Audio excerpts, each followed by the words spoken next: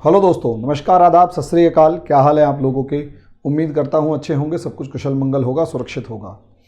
दोस्तों, जिस तरीके से भारत और नेपाल दो देश सांस्कृतिक, ऐतिहासिक, प्रजाति और हर तरीके से लगभग एक दूसरे के साथ इतने ज़्यादा घुले मिले हुए हैं कि हम लोग एक दूसरे के भाई भाई हैं और इतिहास से लेकर रोटी बेटी से लेकर सारे संबंध हमारे नेपाल के साथ बहुत अच्छे हैं। ऐसी सिचुएशन में जो एक विलन एंटर करता है और वो विलन इस हद तक एंटर करता है कि हमारे इस रिश्ते को तोड़ने की कोशिश कर रहा है और गौतम बुद्ध और राम तक के ऊपर लड़ाई कर रहे हैं।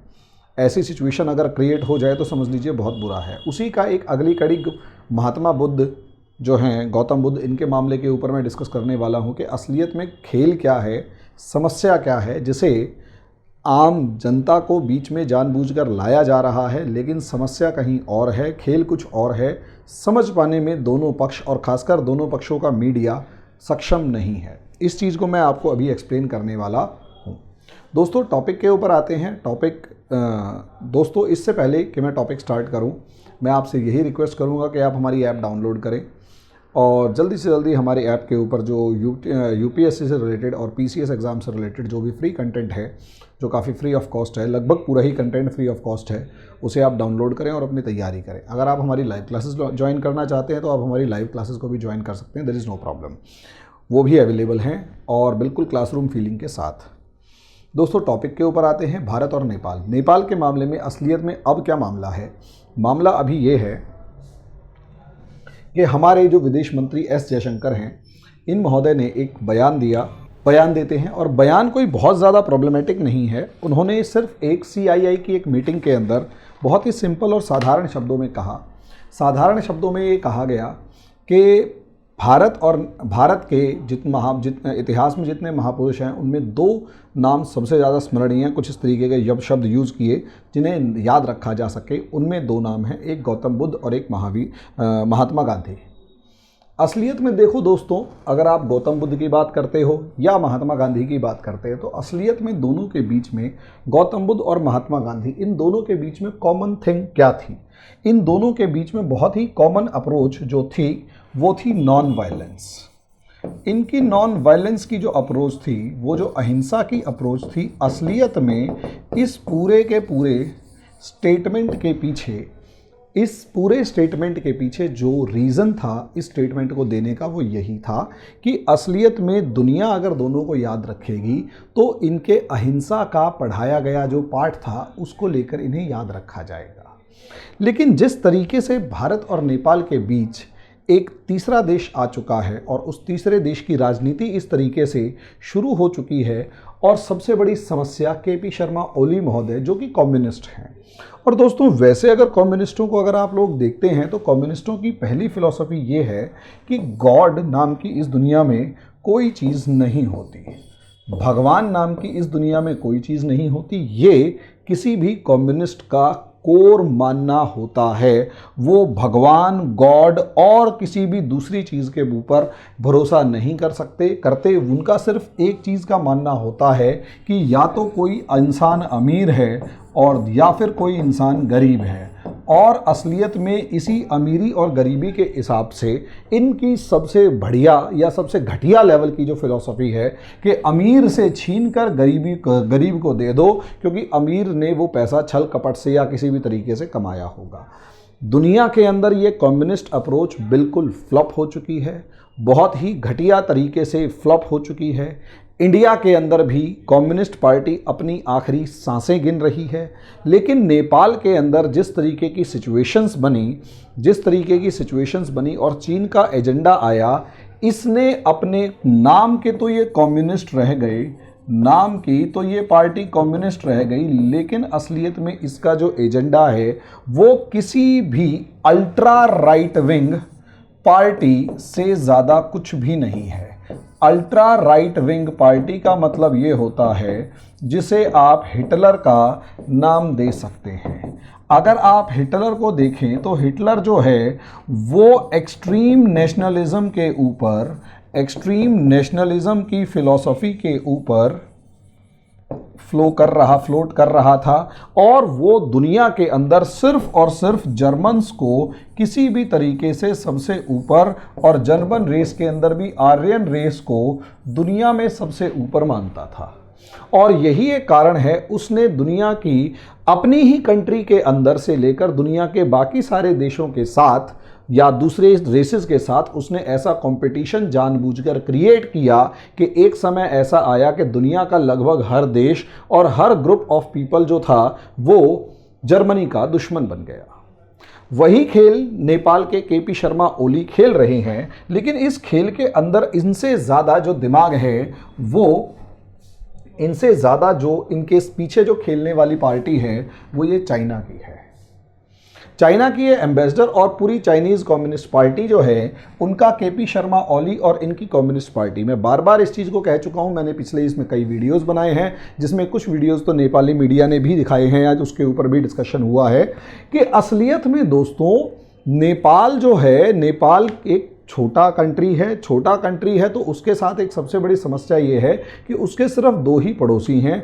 नई डेमोक्रेसी है, डेमोक्रेसी स्टेबल हुई नहीं है, और ऊपर से चाइना जैसा एक जो कम्युनिस्ट कंट्री जिसका काम सिर्फ एक्सपेंशन है, और नेपाल को वो 5 फिंगर्स ऑफ तिब्बत में से एक फिंगर मानता है। और उसका मानना ये है कि जब तक नेपाल के ऊपर पूरे तरीके से कब्जा नहीं होगा, तिब्बत का कब्जा पूरा नहीं होगा, और उसके साथ साथ चाहे वो रूई गांव वाला इशू हो, चाहे वो चाइना का माउंट एवरेस्ट के ऊपर कैप्चर करने का इशू हो, या फिर बहुत सारे ऐसे बॉर्डर डिस्प्यूट्स हों जो नेपाल के साथ लगातार चलते आ रहे हैं। लेकिन मजबूरी ये है या मुश्किल ये है कि इस समय पर, या मजबूरी कहो, मुश्किल कहो, या चाइना के फेवर में इस समय पर समय है, वो कहो कि उन्हें एक ऐसा पिट्ठू टाइप का प्रधानमंत्री मिला हुआ है जिसका काम सिर्फ और कम्युनिस्ट गवर्नमेंट वहां पर डेवलप हो चुकी है जिसका काम सिर्फ और सिर्फ नेशनलिस्ट और अल्ट्रा, वैसे तो वो नेशनल को मानते ही नहीं है, वो नेशन को ही नहीं मानते,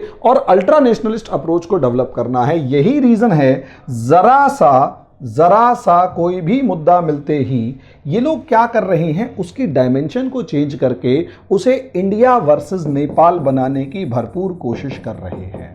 इंडिया वर्सेस नेपाल बनाने की भरपूर कोशिश कर रहे हैं। दोस्तों, पर्सनैलिटीज़, खासकर कुछ पर्सनैलिटीज़ इस तरीके से होती हैं कि वो किसी गांव, देश, धर्म या किसी से रिलेटेड नहीं होती, उनके लिए वो सबके होते हैं, वो किसी एक के नहीं होते, वो सबके होते हैं। मीन्स ये, अगर आप भगवान राम की बात करते हैं तो थाईलैंड के अंदर भी राम को पूजा जाता है और आज भी उसके राजा को राम कहा जाता है। इंडोनेशिया के अंदर भी राम को अपना पुरखा माना जाता है। राम केवल नेपाल का या नेपाल की एक कोई प्रोप्राइटरशिप में नहीं हो गए, राम सबके हैं। हम अगर राम को मानते हैं तो उसे अपना मानेंगे। अब इसमें ये बहस थोड़ा ना होगी कि राम कहाँ के थे, राम अयोध्या इंडिया वाली के थे या उधर वाली के थे, कहाँ पैदा हुए। आप असलियत में ये कम्युनिस्टों, आप नेपाल के भाई बंधु भी सोचें और इंडिया के भाई बंधु भी सोचें कि असलियत में ये कम्युनिस्ट पार्टी की एक अप्रोच है जो कहीं ना कहीं अकबरुद्दीन ओवैसी से मिलती है, जिसमें अकबरुद्दीन ओवैसी भी लगातार इस चीज़ के उठा के मजाकिया तौर पर और हमारे भगवानों का अपमान करके कहते हुए नजर आते हैं कि उसकी माँ 4 दावे हैं कि कौन सी जगह पे राम पैदा हुए थे ये बताओ। और केपी शर्मा ओली जैसा व्यक्ति जो है उस दावे को मजबूत करता हुआ नजर आता है, जिसके अंदर ये कहता है कि राम जो है वो अयोध्या जो नेपाल वाली है उसमें पैदा हुए। अब उसके अंदर साथ में ये कह रहे हैं कि हमारे संस्कृत, हमें यहां असलियत में राम को नेपाल की अयोध्या में जन्म हुआ इससे तो जोड़ा गया। इसके आगे के बयान में समस्या है कि हमें सांस्कृतिक रूप से दबाया गया। असलियत में जब ये कहा जा रहा है कि हमें सांस्कृतिक रूप से दबाया गया, जब ये शब्द इस्तेमाल हुए कि हमें सांस्कृतिक रूप से दबाया गया है और ऐतिहासिक तथ्यों से छेड़छाड़ की गई है, तो वो असलियत में एंटी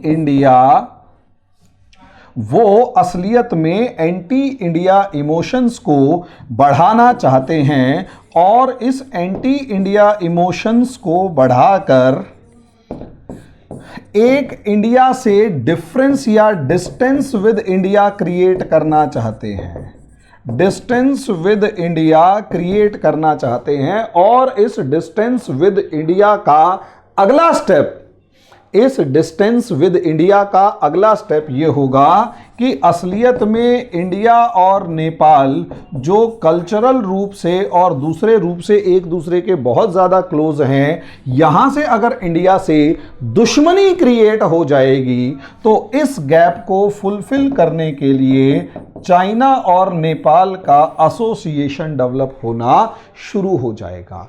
चाइना नेपाल के साथ बहुत अच्छे संबंध तभी बना सकता है, खासकर इकोनॉमी से लेकर दूसरे, जबकि इंडिया और नेपाल के डिस्टेंसेस क्रिएट हो जाएं।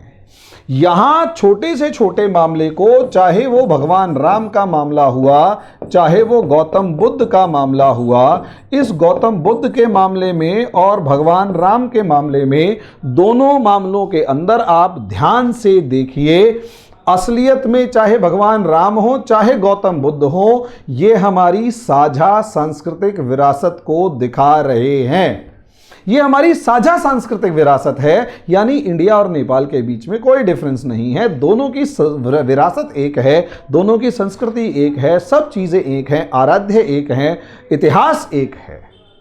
लेकिन जानबूझकर समझिए इस चीज को, जानबूझकर इस तरीके का डिफरेंस क्रिएट किया जा रहा है ए ब्लडी कम्युनिस्ट के द्वारा, एक ब्लडी कम्युनिस्ट अप्रोच के द्वारा एक ऐसा डिफरेंस क्रिएट किया जा रहा है ताकि इंडिया और नेपाल का ग्राउंड लेवल पर आम आदमी एक दूसरे से नफरत करने लगे, वो इस बात पर लड़ने लगे, yes they are bloody communists, they are living in either in India और नेपाल और चाइना और Russia, they are bloody communist।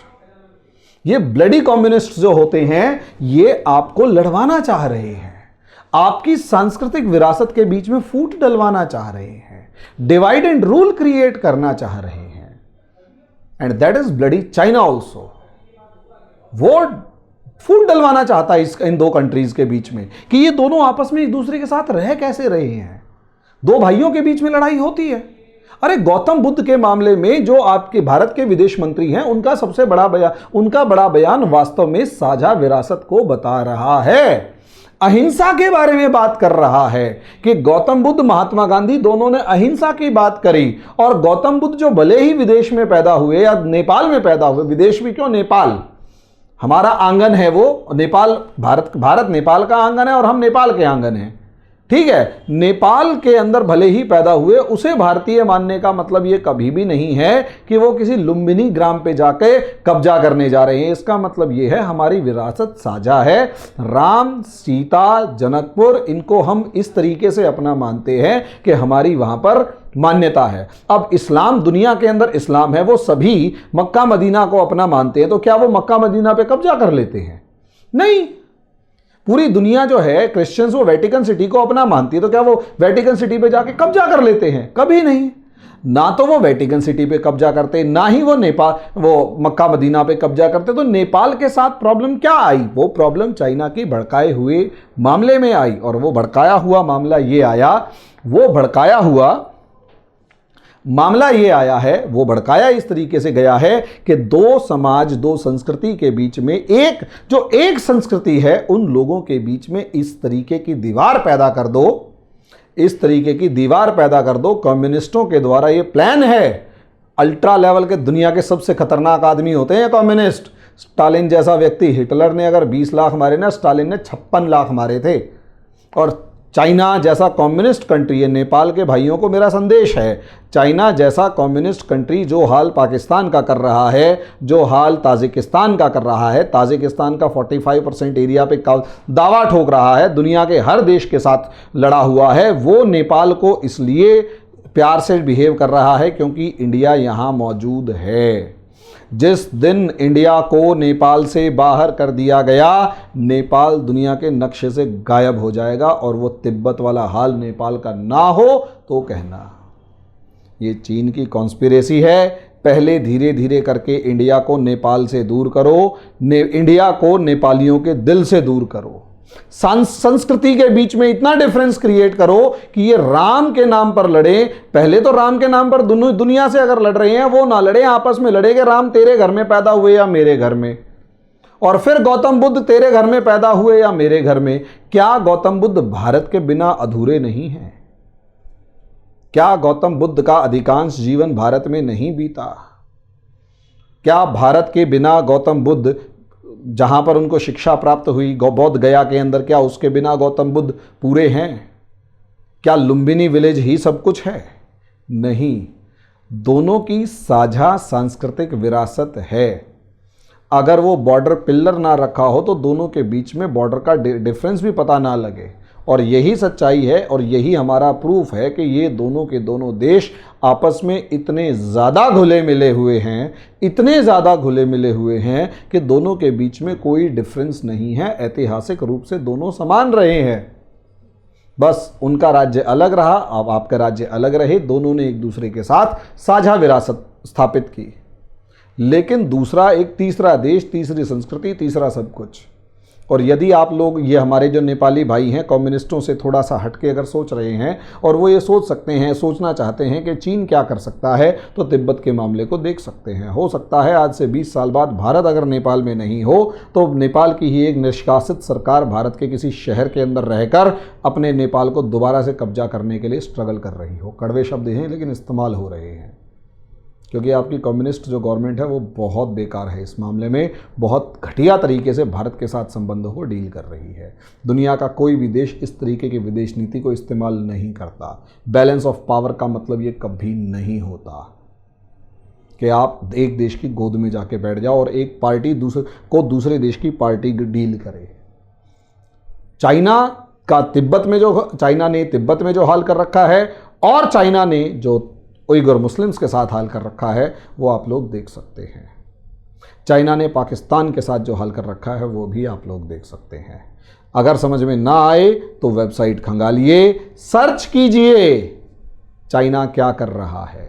Nepali भाइयों को मेरा यहीं से ये संदेश है। और भारत भी अगर किसी प्रकार की कोई गलती कर रहा है, देखिए वहाँ की सरकार खराब है। वो लोग भले ही अपने आप को कम्युनिस्ट कह रहे हैं, लेकिन उनकी जो पॉलिसी है वो हिटलर वाली है। एक्सट्रीम नेशनलिज्म की वेव के ऊपर वो फ्लोट कर रहे हैं, और वो एक्सट्रीम नेशनलिज्म या तो वो बंदूक चाइना की तरफ चले या इंडिया की तरफ। चाइना जो है उसने उनकी सरकार को पैसे खिला रखे हैं, कठपुतली को सरकार को अपने कब्जे में कर रखा है। तो उनके डिस्प्यूट्स को, माधव कुमार नेपाल हुए, चाहे प्रचंड हुए, चाहे OKP शर्मा ओली हुए, इन सब को अपने मुट्ठी में इस तरीके से कर रखा है कि ये लोग आपस में लड़ भी नहीं सकते। तो डेमोक्रेसी किस नाम की? उनको रेगुलेट करने के लिए एक वो मैडम बैठा रखी है बहुत सुंदर सी। तो असलियत में माहौल बहुत ख़राब है और नेपाल गलत डायरेक्शन में जा रहा है। कोई बड़ी बात नहीं है अगर यही नेपाल दो भागों में यही नेपाल अगर दो ग्रुप्स में डिवाइड होकर आपस में ही भिड़ना शुरू कर दे तो देश बर्बाद होने के अलावा कोई ऑप्शन नहीं बचेगा।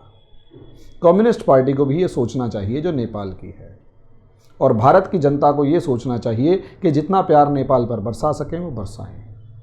भारत सरकार को भी यहाँ इस मामले में बहुत सोच समझ के कदम उठाने पड़ेंगे, क्योंकि नेपाल की जो विदेश नीति शुरू से रही है उसकी परिणति ये नज़र आनी थी। लेकिन इसका अगला स्टेप जो है वो नेपाल के ऊपर चीन का कब्जा और नेपाल को तिब्बत के जैसा बनता हुआ देश नज़र आता हुआ दिखाई देगा। तो नेपाल को शिक्षा लेनी चाहिए कि तिब्बत कैसा है, तिब्बत के साथ हाल क्या है, तुर्कमेनिस्तान के साथ, ताजिकिस्तान के साथ हाल क्या है, तुर्कमेनिस्तान के साथ चीन क्या हाल कर रहा है, और तिब्बत के अंदर जो हाल बुरा है वो आपको सोचना चाहिए। धन्यवाद।